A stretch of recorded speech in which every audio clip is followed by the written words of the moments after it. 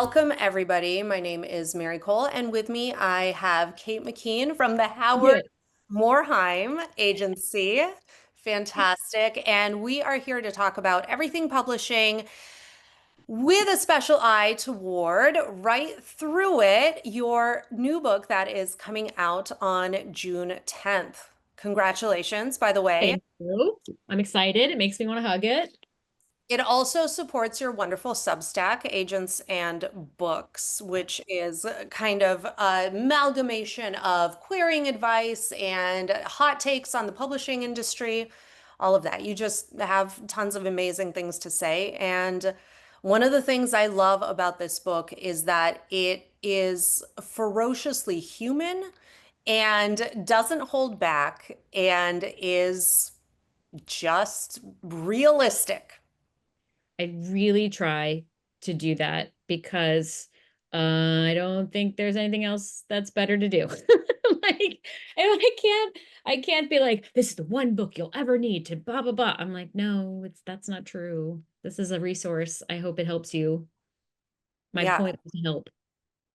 Well, one of the things that I really took from it, and I wanted to read something from page 57, which is, and I've never seen it broken down quite this way, your delineation between sort of the writer's instinct, the positive thing, the thing that maybe allows you to self-edit, that allows you to pick out the holes in your own project, and fear and doubt, right? These are not the same animal. Right. So, the voice that says this book is horrible is not your gut. It is fear and doubt, and that is not the same as your gut or intuition. What's your gut when it comes to writing? It's that small voice inside you that says, I'm not sure that part makes sense. It's not the part that screams, this is worthless. It's much quieter than that, and it rarely passes judgment. Yeah. And it takes a while to develop.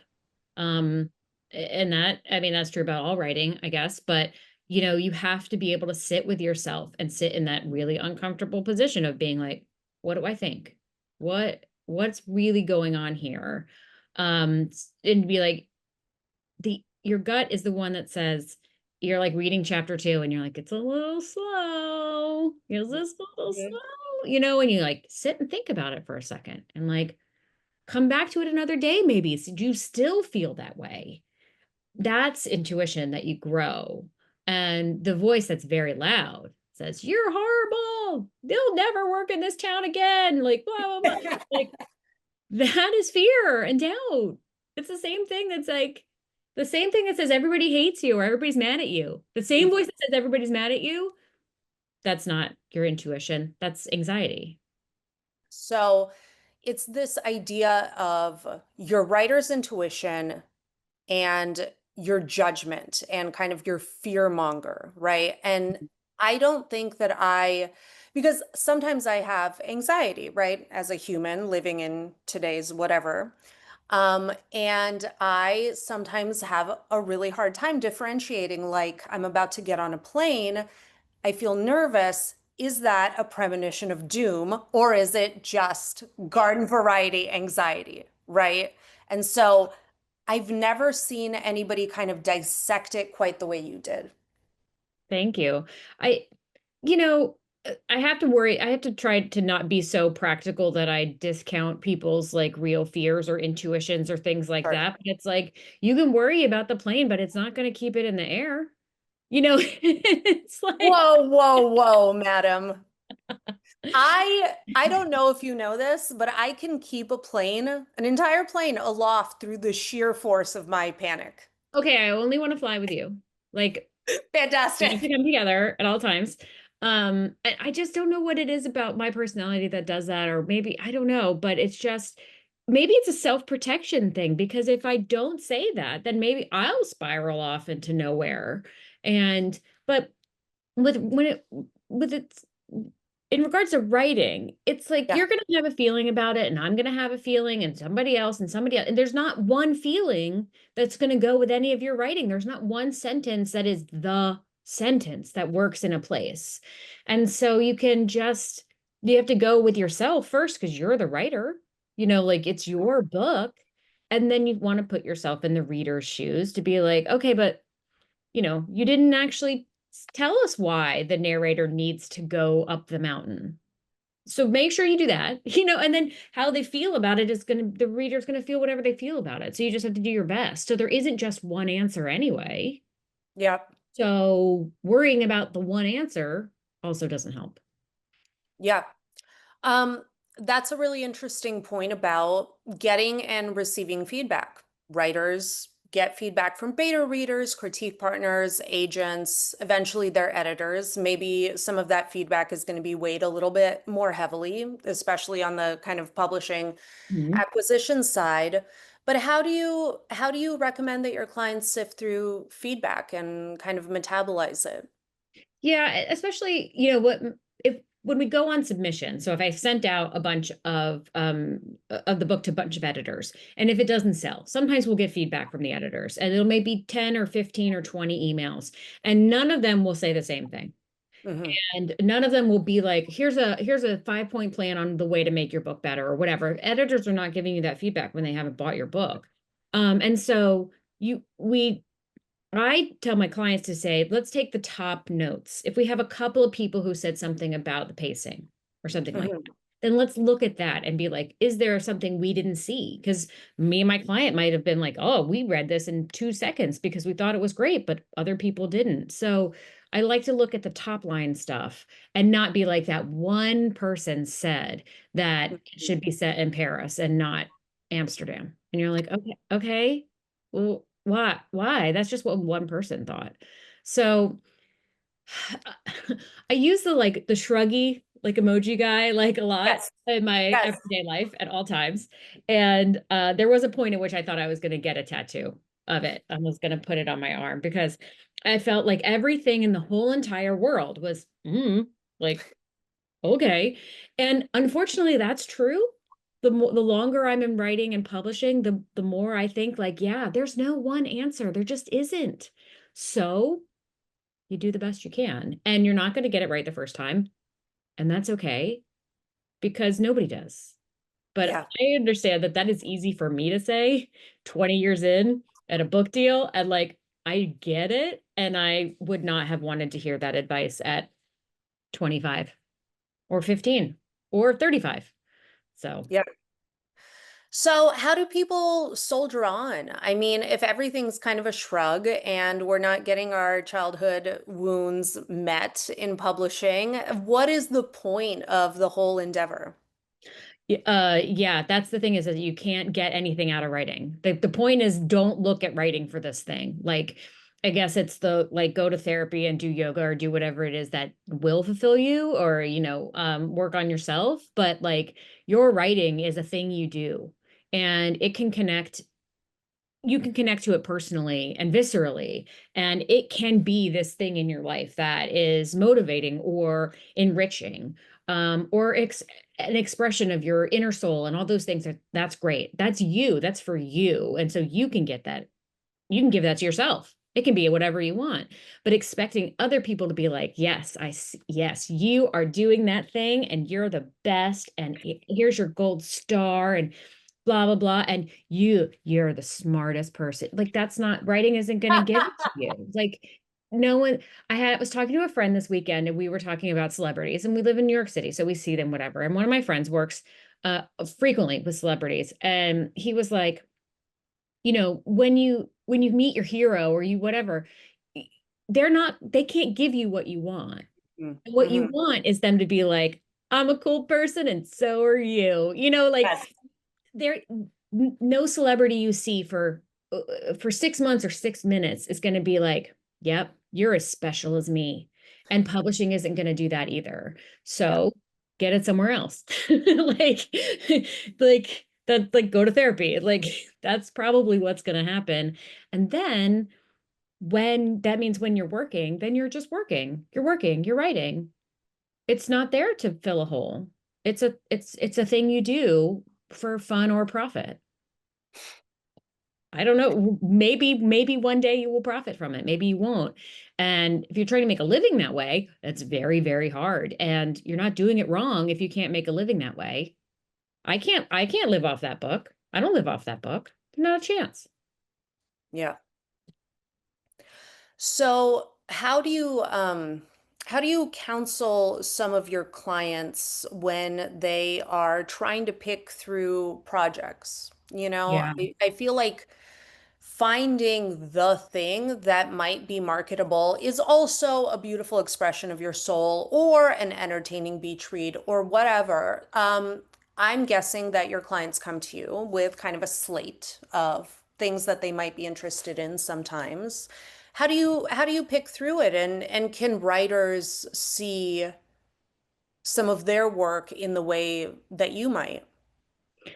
Yeah, it's actually my least favorite conversation I think to have with an author is like, which book should I write? Yeah. Because I don't know. And Shruggy. druggy. And sometimes it doesn't matter.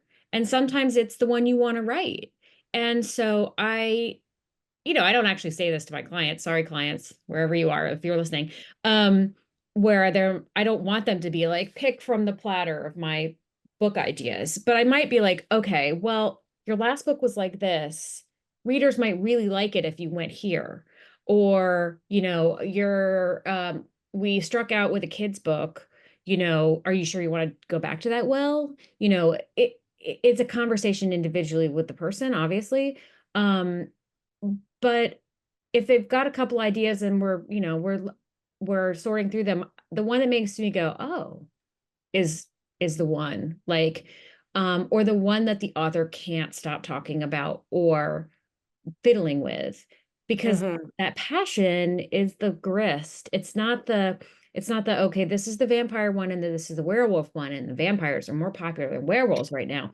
I mean, I don't know because the book isn't written, and it's going to be 2 to 3 years before it could possibly even hit shelves. And I don't know if the vampires will be still popular with readers in 2 to 3 years. So I'm looking for that little bit of frisson, that passion, that like, oh, the more than, okay, a historical set here and this and blah and blah and blah and blah and blah. Like, I can't, I don't have a crystal ball for that. I mean, I'm trying to write another book because I always am, and it's fiction, and I was like super excited about this idea, and I was writing for my newsletter about the pitch, and I'm like, the Hmm. pitch for this book is not good. Like, I was like, oh, I am fascinated by this little pit. It's a little historical thing.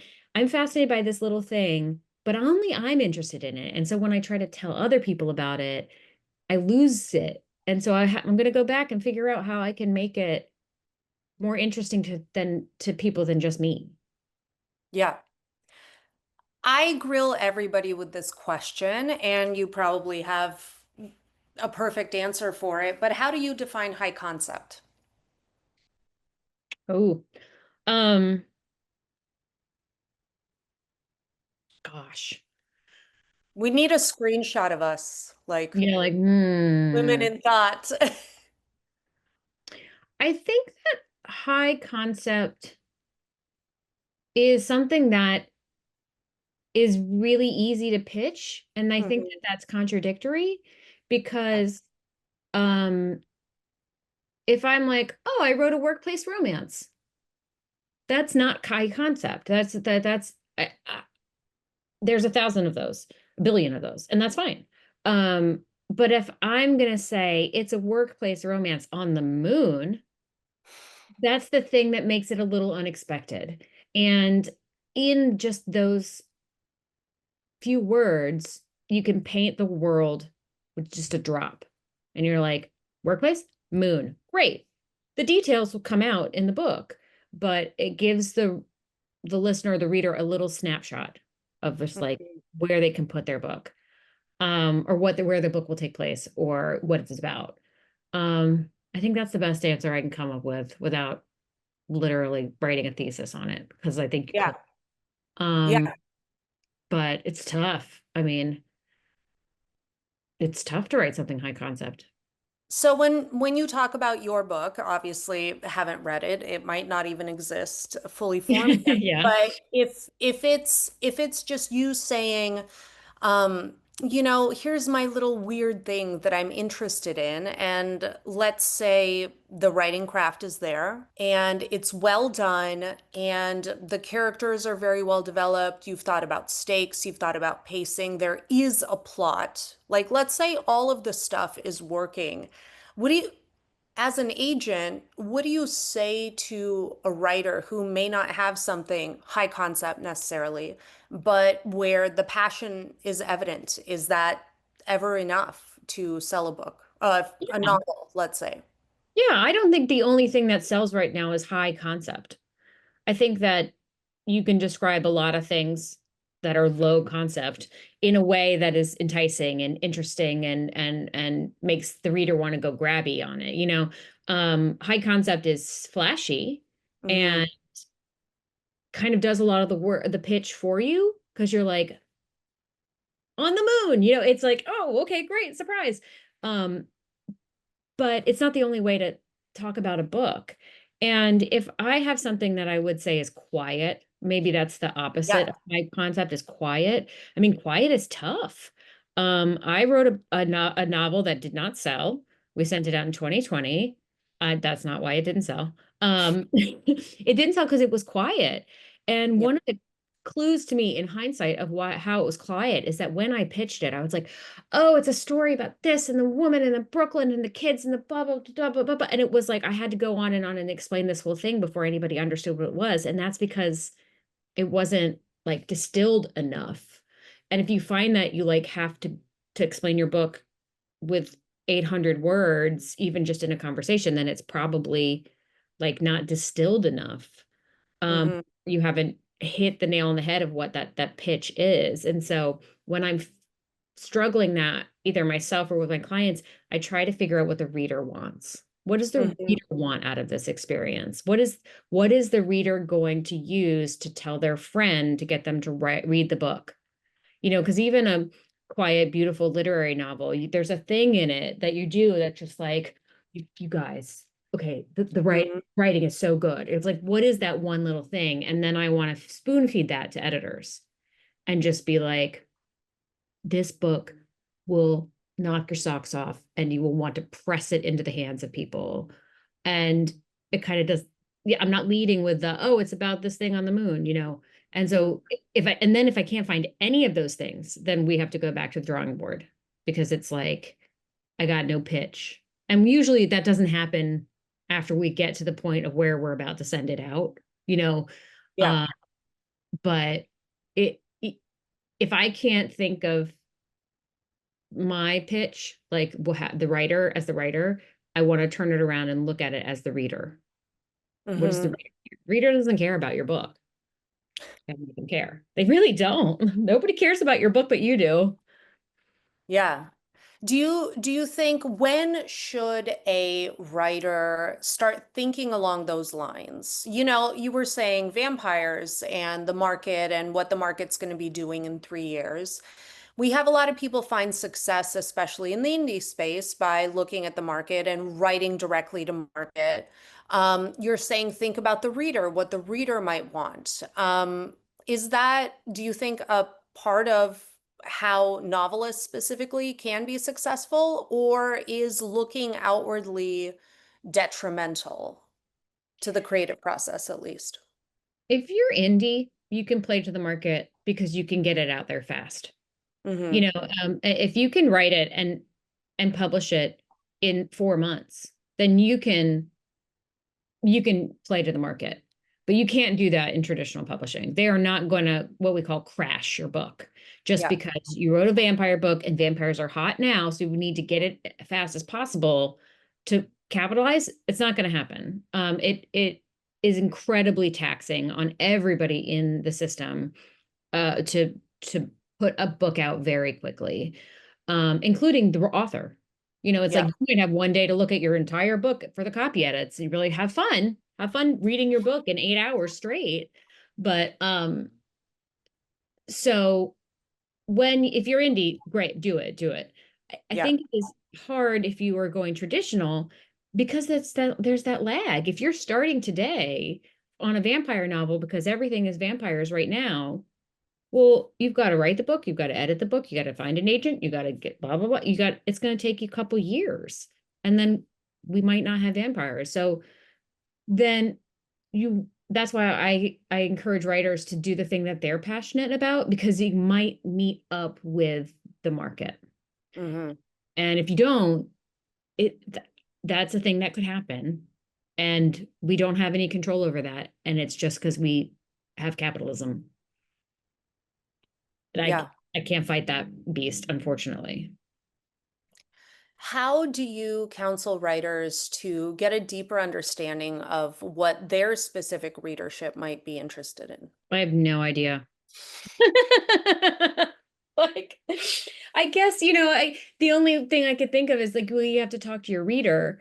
But if you aren't in a position to do that with a social media platform or whatever, then maybe you have to be in conversation with the other books on the shelf where you're reading the vampire books and you're saying, okay, well, this one did this historical thing and this one did this contemporary thing, and I see what they're doing, and I don't want to, like, you can be in conversation with the other books on the shelf, um, so that you can not compare yours to be like mine is good and theirs is bad, but to be like, oh, my book is 250,000 words and no one else's is. And you're like, Mhm. why? Oh, my favorite rant that you go on is the "this isn't Moneyball" rant. I absolutely love that one. Basically, it's when people try to do, query math and they're like, Mhm. well, what is my exact percentage, right? And some people, I responded to this TikTok one time that was like, it is harder to get an agent than it is to get into Harvard, and here's the math. Yeah. Yeah. But every project is individual. And so it's your odds of getting an agent with that project as you are, right? You can't distill it to a score. No, and you don't want to. The numbers are bad. You don't want to know. You don't want to know how many queries are in my inbox. You don't want to know how many new people I could even potentially take on a year. You don't want to know who you're competing against in terms of like, well, here's a referral or here's a conference. And not that that weights things necessarily, but they're vying for my attention. Mhm. And then you don't want to know in my submission database how many books I have out that haven't sold and how long they've been on submission. Some things sell in a week and some things sell in a year. And Mhm. so both those numbers are bad and you don't want to know. And second, you know, I couldn't moneyball my own numbers so that I can be like, I'm an agent with a 8.65, whatever, because, I could sell a book tomorrow that would make me a 9.1. Yeah, So it's like, what is the numbers it's not a numbers game. It's a numbers game in terms of write more books, give right. yourself chances. I've written 7 books. This is the only one that's been published. Well, you have a picture book. You have a picture book coming out next year, and that was a very weird, funny happening. I wrote that book. Let's see, my kid is almost 9. I wrote that book 8 years ago. Um, and it didn't sell, and it didn't sell, and we put it aside. And then we sold, my agent Michael Brett sold this one. Um, there were many books in between that we tried to sell. This is the one that worked. And then I went to lunch with Jenny Abramowitz, who was newly at Source Books, and we were talking about this book. And I Mhm. was like, yeah, I've written a bunch of crap. She's like, well, what else have you written? And then I pitched her this picture book, and she's like, oh, you should have Michael send it to me. And then she bought it. And I was like, what? So it took me 7 years to sell that book. And Yeah, that's the thing. And while it is like I obviously am very privileged in the fact that I go to lunch with editors. I'm not constantly pitching my own work at lunches with editors. And my job there is to right. pitch my clients. And that was just a like, we're talking. And I love this picture book idea. It's called Pay Attention to Me. It's about a cat who wants to be famous, so that his humans won't leave. Because if Yeah. he's famous, then they have to pay attention to him and won't go to like soccer practice. Like that's it. And I don't even have a cat, um, but I got lucky, and I've gotten lucky twice, and I may never get lucky again, but I gonna try. It sounds like writing the next thing and persevering have played a big role in your author side of your career. Oh yeah. Yeah. I mean, I have a middle grade novel in a drawer. I have an adult novel in the drawer. I have a different nonfiction book in the drawer that is about, it was very specifically about writing craft books, like sewing Mm. and knitting. And I'll never publish that because that industry has gone down. Two other picture books, two other half books. I mean, they're fine. Oh, there's a YA novel in there somewhere.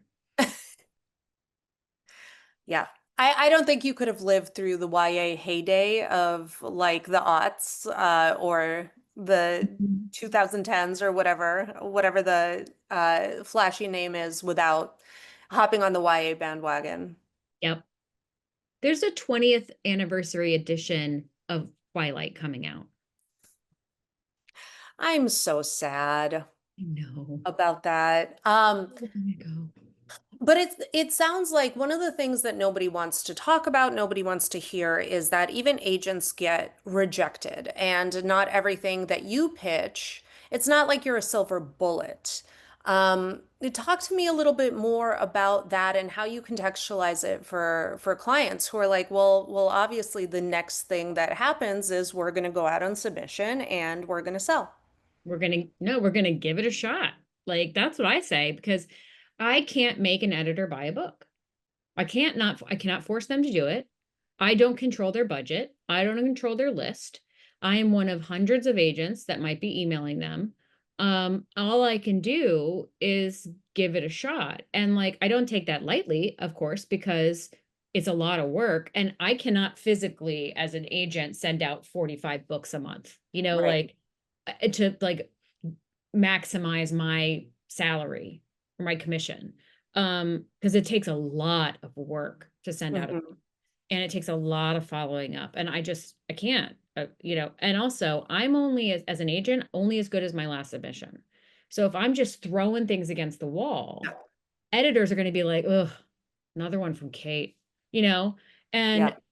And so I'm putting my reputation out there as much as the authors. And I want editors to see my name in the inbox and be like, oh, cool, what's this? Instead of, and even if they don't buy it, because Hmm. the most of the time, editors, all editors cannot buy all my books. So most of Yeah. the time they won't. So, and like I have relationships with some editors where we are on the same wavelength and it's great. And then, but they'll buy very different books. My book, I sold a book about queer people in NASA and a book about football to the same person. And it's like, Yeah. cool. I don't know. So, Because even if it's a successful sale, that submission list was 12, 15 people, whatever, and a lot of those people said no well, to the same submission. 99% of them are going to say no because we're not in an auction situation all the time. And it Hmm. only takes one. So you cannot have two. Like, you can't have two deals at the same time for the same rights for the same book. So 99% of them are gonna fail in buying your book, and that's normal. And I mean, I guess that's one of the ways that's easy or at least tolerable for me to persevere is because I get dozens of rejections a week. And you're like, cool, that was not for you. Great. Try again.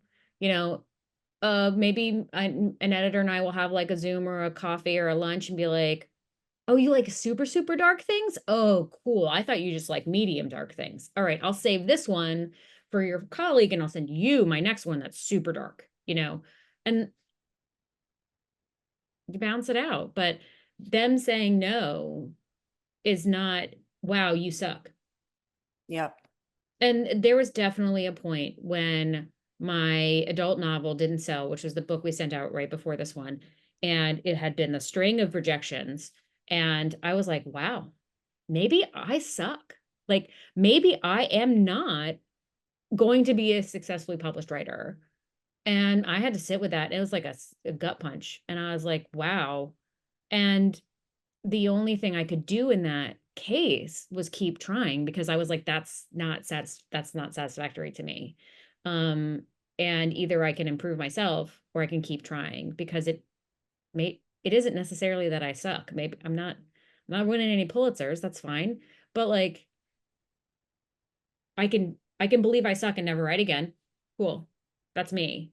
But that would make me so mad to just that and that's what I've said to authors too is you don't have to write your book. Yeah. You can Nobody's forcing you to do it.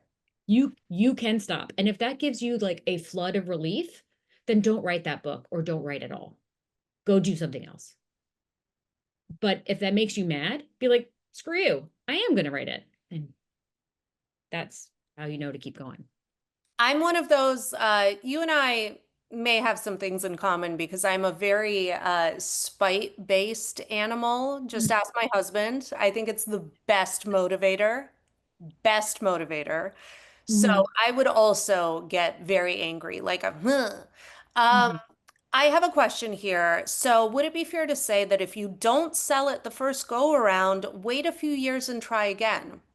I could see both May- sides of this argument. Maybe. I think that the my picture book scenario is an outlier. Um, Hmm. I have not had many other, I've never like brought back from the dead any of my other books. And I'm not constantly pitching my other one. The reason I kept bringing up this picture book is because I thought my pitch for it was so good, and the pitch was based on the title that we're not even actually using. And I was like, I want to write a picture book that's called Bright Lights Big Kitty. Yeah. And that's just good. And I Yeah. like it. And so I'm going to keep doing that until I can. And that's how it turned into this picture book. And we're not using that title. So I'll write a different book that maybe fits that title. Oh, It could be a series about a very attention-seeking cat. yes. His name is Why Ed. aren't they using that title? It didn't. So in the edits that we made to the book, when I first wrote it, it was from the perspective of a little girl talking about Mm. wanting to make her cat famous. And then Jenny, my editor, was like, "You should just write it from the point of view of the cat." And I was like, "Oh gosh, I'd never thought of that." Yes, and that was perfect. And so in that metamorphosis, the title didn't quite fit. Yeah. So we did a different one and I'll just save it for another day. So, but it is possible that you're ahead of your time and you're going to write a book and it really is going to work 5 years down the line. But I, I wouldn't like put it on a carousel and just like Mm. spin it and then like pick one up and see what it works. Like there is a point at which some books just don't work and you have to move on. But it's possible. It's just not probable. I think that's a really kind and sane answer. So you mentioned, oh, maybe I put something aside and I go work on myself. What does that look like for you or for some of the clients that have done that successfully? I think it's being honest about your expectations and what you really want to happen and say them out loud. You're like, I want to be a New York Times bestseller. Okay, well, how and why? What is that going to do? Because you're not, if even if you're a Times bestseller, your life isn't going to change. You're not instantly rich. You're not instantly granted every book deal you want. You know, so being really honest about your expectations and what is logical to happen or possible to happen can really shine a light on where you want to like point yourself to fixing it. Because if you're like, oh well, I want to be a Times bestseller so that I make $1 billion and I never have to go back to my shitty day job again. Well, like I can't. Oh, but then the fix is to fix your day job because you have probably more control over that than trying to become a millionaire from writing books. Like so I think it's very hard to be honest with yourself. And the scarier it is to admit, the more true it probably is. Doesn't it suck? Well, the thing about the New York Times list, which is kind of the paragon for everything, is you can chart for a week and you have that feather in your cap forever. And Ever. that's lovely and beautiful. But does that translate? What is that? 1,200 books sold, right? There's no number. Yeah. There's no number that equals a threshold. And some weeks are slower than others. And Yeah. some weeks you have Beyonce's mom's book on the list. And some, and like, why is Atomic Habits on the Times list, which is on a very specific, the thing that book's been on there for like 50, 100 years. Like, Yeah. what? So what? I don't get it. And like, The Body Keeps the Score has been on the list for years. Yeah.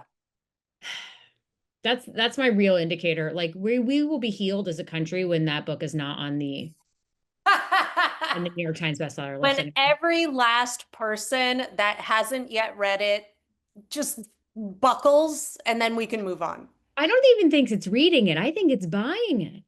For You their TikTok shelf to be like, I'm evolved now, guys. definitely that for the backdrop, but it's also like I have experienced trauma being alive in the world, and once we are not experiencing everyday trauma, then maybe we'll be okay.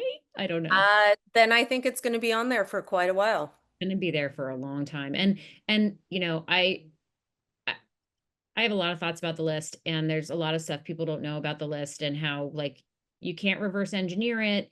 It's a Mhm. proprietary algorithm. The Times is never going to tell you what they're doing. It isn't fair, and it isn't a mark of the best. It's just a mark of what's sold. Mm-hmm. Mm-hmm.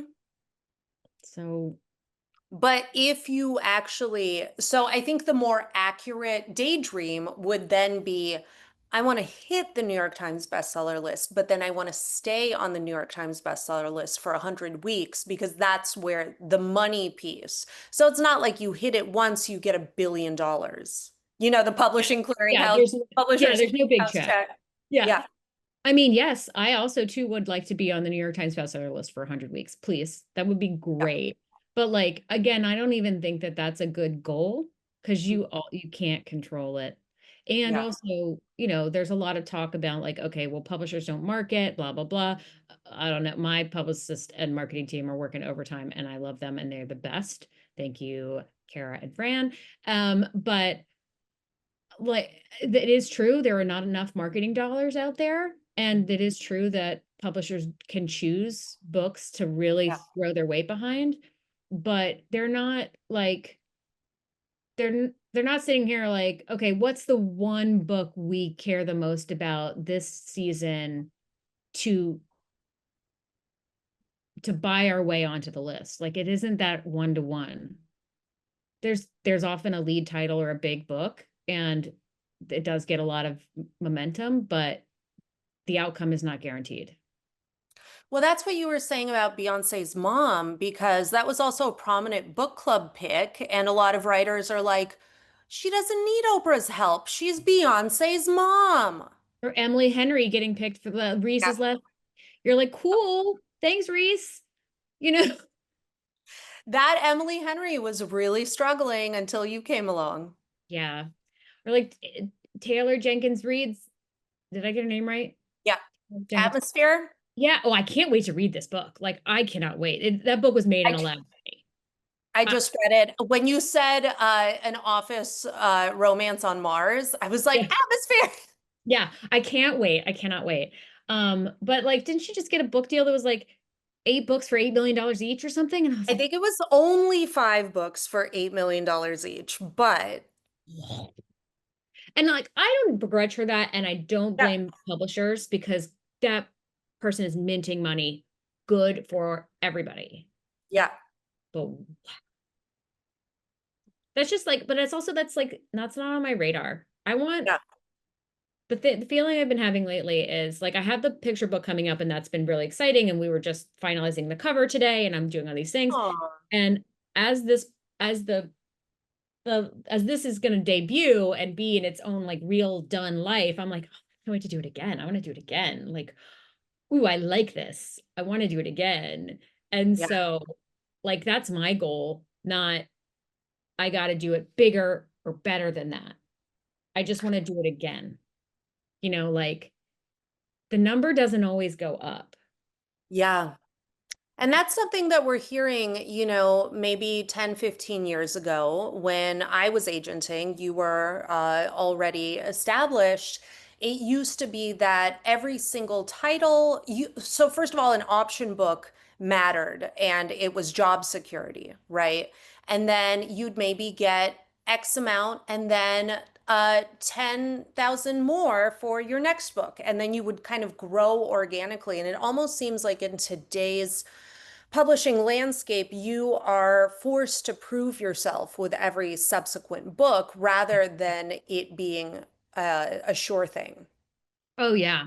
I mean, I had a conversation with someone who was like, "Well, are you going to quit your job? Are you going to stop being an agent?" I was like, "Why? No." Like, one, I love it, and two, I like paying my rent. So, I will continue to have a job. And they were like, "But you can just get another book deal. You can just do that." And I was like, "No, I cannot." Like I have an option with my publisher, which means they get first dibs on my nonfiction book. And then next one. And then I have to think of an idea. I don't have one. And, you know, it might not work. It might not work. I don't know. And then I'm not guaranteed. And I'm not going to quit my job and be like, oh, wow, I have no income. Sorry, family. Guess we don't get to live here anymore, But it, that isn't true. And unfortunately, that isn't true. Yeah. And I think that the businesses shift a little bit to be like, let's get as much money up front as we possibly can and kind of Yep. like screw the rest. And I don't necessarily think that's great either because I love to sell a novel for, let's say, $25,000. Um, and hopefully then sell the next one for $25,000 or 30. That would be cool. Let's keep going instead of let me make it seem like an editor is going to miss out and like do a best bids auction or some fancy footwork and have them bid 100 Yeah. just in case. Like, first of all, I can't make them do any of that. That's not like a thing. But I would rather have one $25,000 book deal than the potential of like $100,000 book deal that's riskier. Does that make? I'm not quite explaining No, this. absolutely. Because then it likely won't earn out. And if there is a subsequent book, they might say, hey, that first time was a competitive situation. We can only offer 20 for this next book. And then the client is freaking out. And nobody necessarily, hey, take the money and run Take the if it's money. there, right? But you potentially set up some downstream effects that may not be as glitzy and wonderful as all that would suggest in the publisher's marketplace, good deal memo. Mhm. Yeah.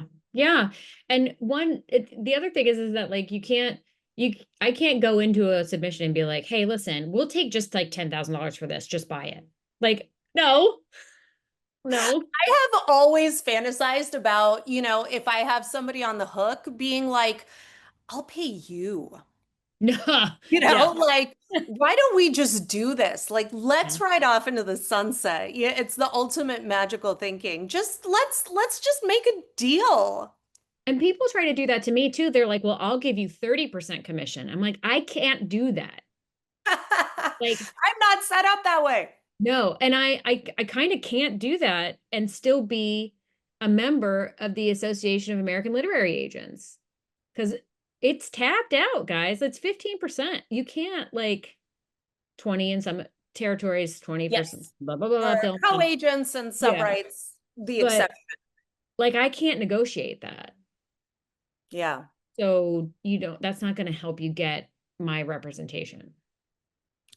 So, what should we want as enlightened people who have read your book and now the scales have fallen from our eyes and maybe we don't want to place on the New York Times bestseller list? Is it that sort of slow, steady, build a readership, find your voice, work on your craft, and kind of improve with everything, but keep getting those book deals, is that a more sane goal, do you think? Yeah, I think it's a more sane goal. And I think when I talk strategy with my clients too, I really can only look as far as like my headlights show. I Yeah. can't say, okay, we're going to sell this book in 26, and then in 28, we're going to definitely sell that. And then by 2030, which is a real year that will one day happen. You're really bumming me out on the whole, like, let's peg us in time right now. So if you could stop naming years that are shortly approaching. I once was at a publisher. They were talking about this big spreadsheet they had of like when the books were going to come in. And there's always somebody on the list that is like never going to deliver that book, or just like it's going to take them 10 years. So they realized that the date they put in the spreadsheet of probably never going to happen was 2020. And so that was coming up and they had to like move it out because that year was a real year. Was But a it's a real year. But I want I if I could magically give it anything to writers that would make their lives better is to work toward being surprised Mm. instead of expecting. Because do what you want, do it well, and when a good thing happens, you're gonna be like, cool. And it's not that you're not like, I don't deserve it, or it is only serendipity or whatever, but instead of being like, I worked really hard, so I deserve a book deal. And you're like, I can't deserve, it's got nothing to do with it. Like publishing doesn't owe you anything. It's an industry. It's a retail industry. It's not art patronage. You don't earn it. Like you do it. So working towards an element of being pleasantly surprised by everything that happens to you might it may be too idealistic, but it could work,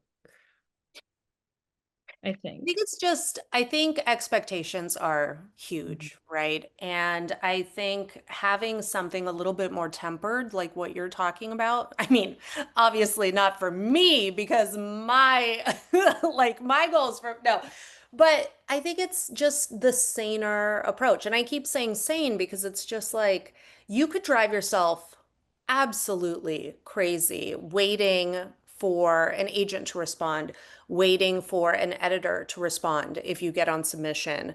The book didn't sell, and now there's this void in your life, and you're like, I just want to get back out there. Like you could drive yourself absolutely crazy. And so I think allowing yourself to be surprised, knowing that you did good work, Yeah.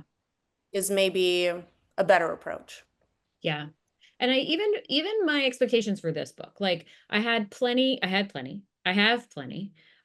Most of them have been met, but when I was talking to my marketing and publicity team, they're like, what's your big stretch? Like, what's the thing you really want? And I was like, I want to be on NPR. I was gonna say NPR. Where's NPR? I am not Mhm. scheduled for NPR yet. Maybe. I don't know. We'll see. Yeah. And I was like, I want to write the back cover by the book thing on the Times book section. I'm not, Mhm. no one's called me to do that yet. Um, and did I have another big one like that? And I was like, and like someone should pick me for a morning show. Like, please Yeah. like Emma Straub, please call me or Isaac Fitzgerald and be like, read Kate's book, Jasmine Guillory, call me. But whatever, that would be fun and great. But also, like, maybe this book is not that stuff. Hmm. It's like, it's important to me. I think lots of people want to write books, blah, blah, blah. But does your average NPR listener care about book publishing? Maybe they do, but I don't know. Writing reference is tough because it's such a specific market. And yeah, there's tons of great stuff there for everyone. But is the average person, the 80% of Americans who have a book inside of them, necessarily spelunking in the writing reference section? Right. And so those things haven't happened yet, and that's fine. Maybe they will. Maybe it'll be in 6 months. But the stuff that I have like gotten or have the chance to do, is very specific to the market because that's exactly who I should be talking to. I should be talking to you. I should be talking to people who want to write books. Like, and I'm doing a bunch of cool stuff. And I've gotten to write articles and like, I'm pleased. I'm over the moon with the stuff that I actually get to do because, Hmm. but the things that are still like yet to come, or they may never come. Well, okay. I got all this other stuff. Yeah.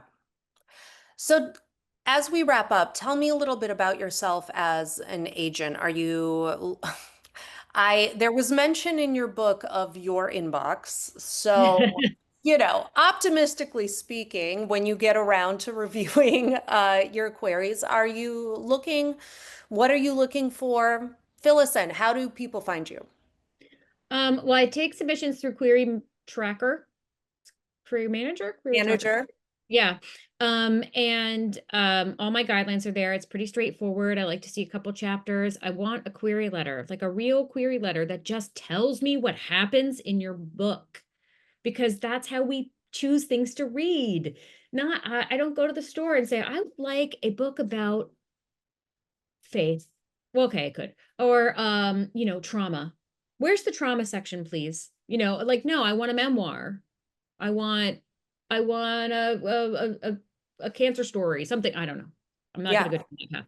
But what sticks out to me is clear stakes in a Hmm. query when I Hmm. can tell what is like at stake for the main character. A good pitch, a succinct pitch is really eye-catching to me. Um, I really like historical novels of lots of stripes. Usually, you know, uh post-industrial revolution. Because like I don't need another Cersei or something like that. Um, and I really like fantasy and science fiction. Lots of stuff. Kids' books are harder these days. Yeah. Middle grade and YA is harder these days than has been in a billion years. Um, What do you attribute that to? Couple things. The market was flooded. Yeah. Everybody wrote a YA novel. Very few people bought them, or fewer than they wanted to buy them. I think that it's gone through a kind of identity crisis in the last couple years where we want to give kids the best possible experience of reading the world Hmm. and showing them the world. And we can just write cool books that do that. It's like, this is the book that does A, B, and C. And like, cool, cool, cool, great. The kid is not going into the store and being like, I would like to read this uh, demographic, you know. Yeah. Yeah, they're like, what's the cool story? Like, what do my friends read? And so, and their world, many kids' worlds already reflect everything that's out there. And so it's hard. It's hard. I've been in a YA and middle grade book club for 25 years, and it's been hard to really get excited about some stuff. There's wonderful things out there, but it doesn't feel as fun as it used to be. And I always sound like a jerk when I say these things because I want all the stories, Yeah. but we got we got to have some more stories instead of this book does these things. Hmm.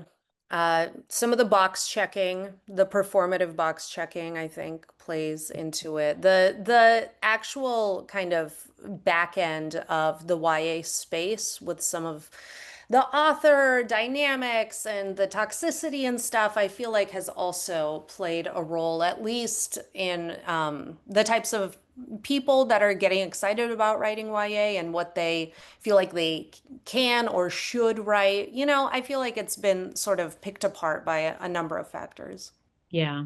And I think kids still love books, and I do think that that middle grade is suffering from a lag in reading from the pandemic, and that Hmm. there are kids who have below reading skills that need a helping hand.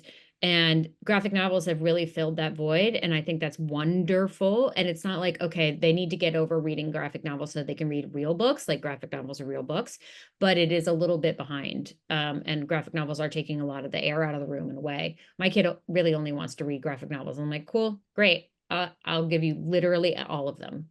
Great. I have a child the same age, almost a little bit older than your child, and it's the same thing with him. And his teacher will say, "Well, those aren't real books." And I'm like, "Well, we got to take the wins where we can get them." And that space is more dynamic than I think ever. Yeah. And it is a lighter lift, Hmm. and that is okay. It also feels weird. Like I read like Stephen King way too young, and in like 5 years, I don't want my kid to read Stephen King. I'm just like, you're not going to be ready for it. Like, Yeah. let's work our way up, but uh, it's it's just been a lot of pressure on the YA middle grade market, and pulling in a lot of different directions, and nobody's got a handle on it yet.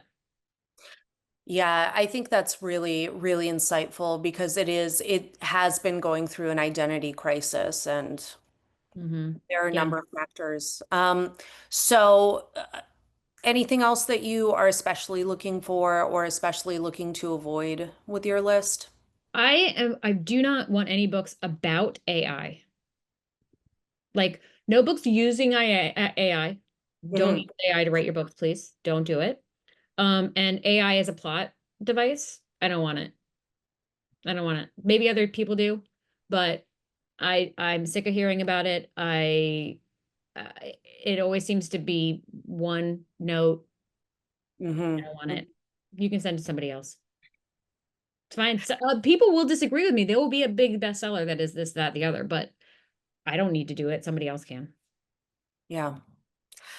Okay, so one of the things you say in the book is that you should reveal the ending in your query. And this is a hill that I love to die on. Jane Friedman, who is wonderful and a publishing commentator, says, don't reveal the twist, don't reveal the ending. It's gonna tantalize. And you make the very good, true point. Guess whose side of things I'm on? That an agent is not going to be so tantalized that they will immediately request the full and then spend 5 hours reading the manuscript just because you titillated them a little bit in your query letter. Nope. I'm just not. I have so many things to read, so many. And I don't know the ending of any of them.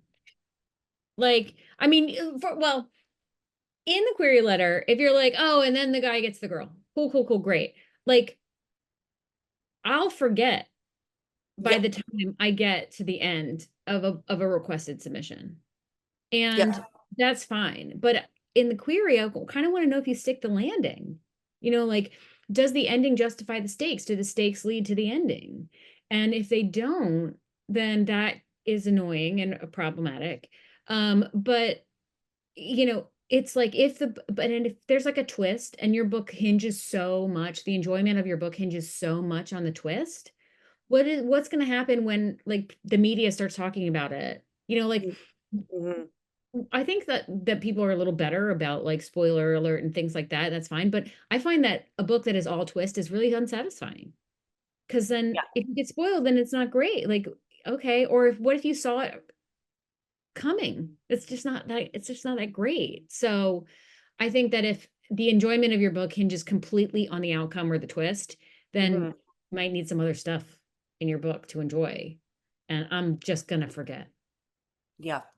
I do see a lot in my editorial practice, things that really start happening around the 80% mark. The character has been kind of in a holding pattern, they're holding off the evolution that they need to make. And, we're just building, building, building towards something.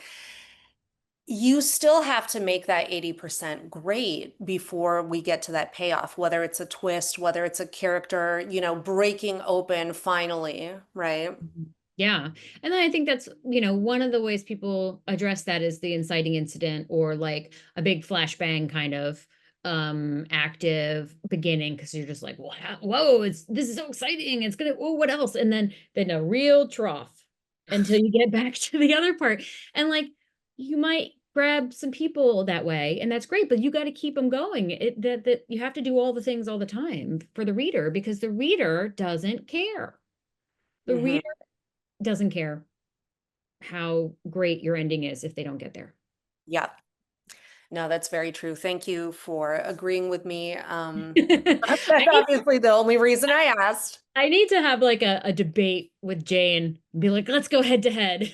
Yeah. Yeah.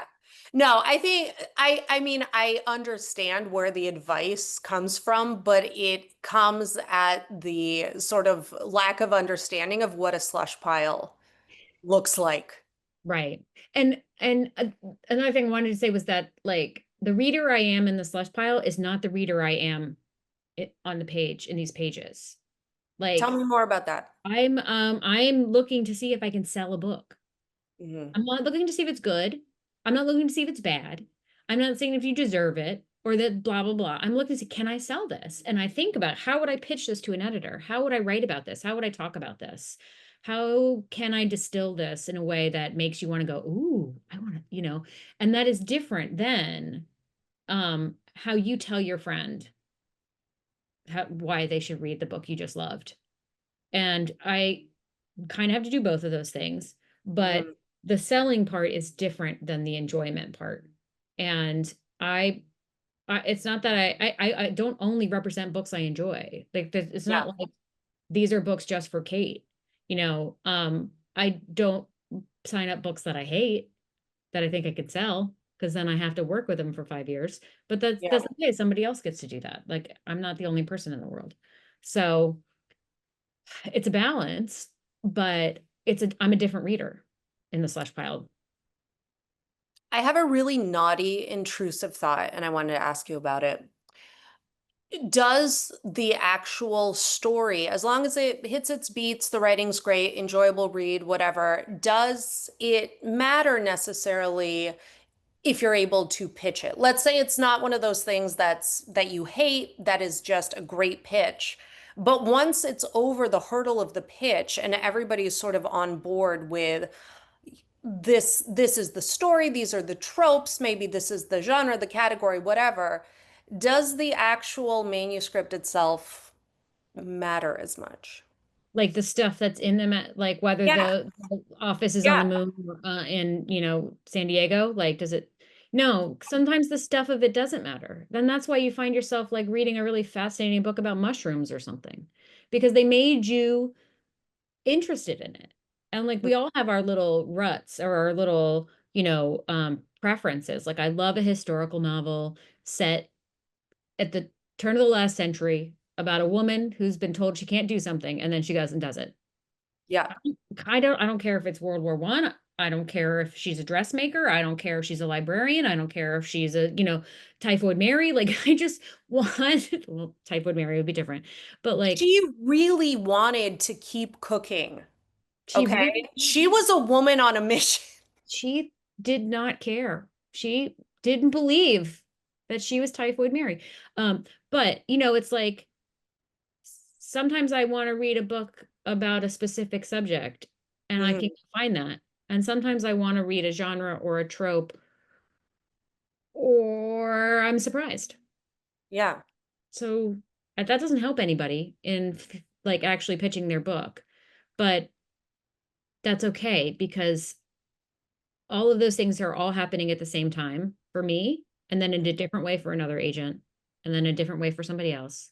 And then you just find the right person at the right time on the right day, unfortunately. Lest that was too inspiring, right? Let me take everyone down a peg. Sorry.